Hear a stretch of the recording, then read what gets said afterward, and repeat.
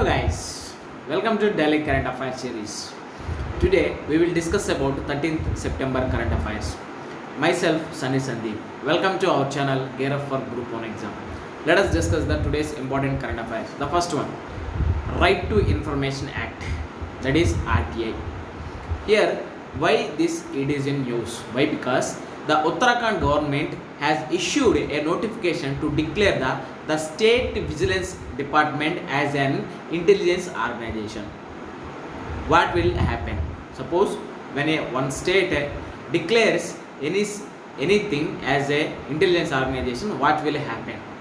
Here, which in effect will exclude it from the purview of the Right to Information Act. Suppose whenever that vigilance department as declared as a intelligence organization, it will exclude it from the purview of Right to Information Act. Here, first of all, we have to understand the Right to Information Act. Suppose I went to any public office, there I have to get some information. Then I will use the Right to Information Act. That means if I use that Right to Information Act, they have to submit me data within 14 days. That's why it's like a weapon to the common man. If you suppose that vigilance department comes under the intelligence organization, that department cannot give information to us. Suppose I want to know about the vigilance department, how it is working, what are the duties and roles and responsibilities of vigilance department, they won't give. Why? Because it is declared as an intelligence organization. That's why it exempted from the Right to Information Act. Here, the second schedule of Right to Information Act provides a list of 26 organizations that are exempted from this Right to Information Act. Here, what are the powers to central government and state government given to amend this Right to Information Act? That is, central government has the authority to amend the second schedule from time to time, either may be adding by removing the organizations. Here, at the same time, the state government has a similar authority and is authorized to exempt an intelligence and security organization. Here, if you see the state government, it will exempt an intelligence and security organization. That's why Uttarakhand government has declared the vigilance department as an intelligence organization. This is about Right to Information Act. Next one, IRAD. That is, it is a 2 days orientation and training program on IRAD Act. Here, what is this IRAD? That is Integrated Road Accident Database Project. Here, it is conducted by Minister of Road Transport and Highways. Here, it is only for the selected districts of Karnataka and Uttar Pradesh.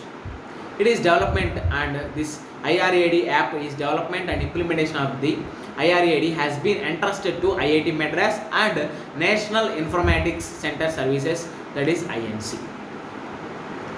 Here, from this article, we have to know that there is a app is made by or is under the development or implementation, that is under the IIT Madras and National Informatics Center.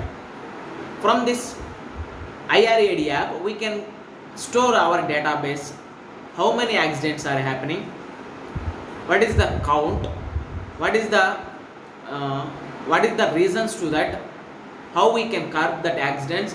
All this data can include or we can store in that IRAD app. That's why IIT Madras and National Informatics Center has came up with this IRAD app. Next one, ASEAN, that is Association of Southeast Asian Nations. It is a ASEAN is a 10 nation association of Southeast Asian nations. Here, ASEAN and India Plan of Action 2021-2025. Here, previous one, it is revised to from 2016 to 2020. That's why after completion of that period, now it is revised to, or it is a Plan of Action to from 2021 to 2025. Here, if you see there are 10 nation members. They are Thailand, Cambodia, Malaysia, Indonesia, Singapore, Myanmar, Laos, Vietnam, Philippines, Brunei. These are the 10 nations or association of Southeast Asian nations. Here, India, United States, China, Japan and Australia are its dialogue partners. They are not the members of the ASEAN, or even though they are not members, they are dialogue partners of ASEAN. Here, what is the use, what is the objective of this action plan of action? That is, it reviewed the status of Asian and India's strategic partnership in several areas including maritime cooperation, connectivity, education and capacity building and people to people contacts. Here, if you consider any relations between any two countries, they are concentrating more on this only, that is maritime cooperation, connectivity, education, capacity building and people to people contacts only. Here it is about the plan of action between ASEAN and India for a tenure of 2021 to 2025. Next one, Chief Compliance Officer. Here, Reserve Bank of India has issued guidelines for appointment of Chief Compliance Officer, that is CCO. Here, the CCO must be appointed for a minimum fixed period of 3 years. That means minimum period of 3 years. Here, who will be appointed as the Chief Compliance Officer? The person should be a senior executive of the bank. That means it is a cadre of general manager. If you see the top 5 Chief Compliance Officer skills, that is regulatory compliance experience, risk management experience, legal experience, financial compliance experience and anti-money laundering experience. These are the very important compliance officer skills. Once again I will read it. Why? Because very important. Regulatory compliance experience, risk management experience, legal experience, financial compliance experience and anti-money laundering experience. These are the that person should possess these the skills. Then only he will appointed as the Chief Compliance Officer and he has to be cadre of general manager of any bank. With this we can conclude our video. Thanks for watching. Like, share and subscribe to our channel. Gear up for Group 1 exam. This is Sunny Sandeep signing out. Take care and bye bye.